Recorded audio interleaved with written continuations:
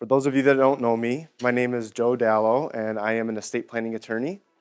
I help people avoid probate and get guardianship of their minor children if something happens to them, and protect their assets from, going to the probate court, getting sucked up with all the fees and time that goes along with that. And while there are other benefits of having an estate plan in place, I focused this presentation on real estate. So how do you protect your home from going to probate court?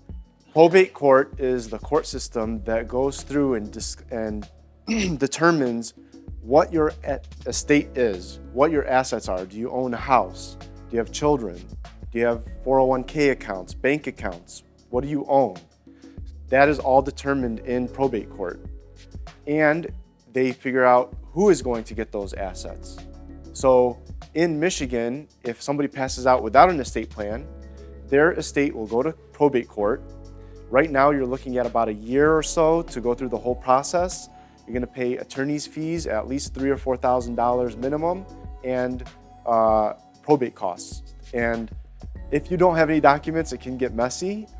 As I was told earlier today, like Chadwick Boseman, he didn't have an estate plan in place, and probate court ate up about $1.5 million of his estate already, and it's still not done yet. So when somebody goes to a mortgage loan officer, somebody goes to a realtor and they say, I have this issue, what should I do?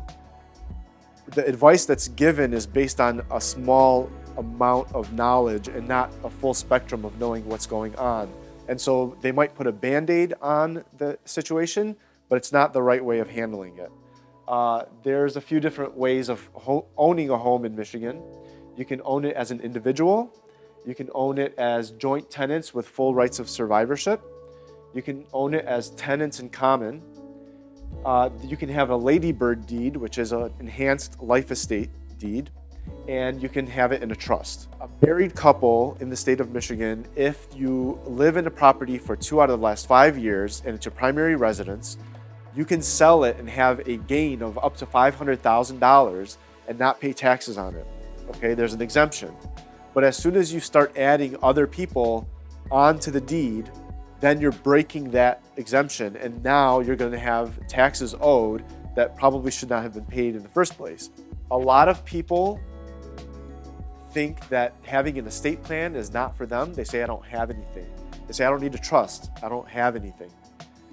A good alternative, that's a very good alternative, but there are some cons to it. There's always pros and cons to everything, is a ladybird deed.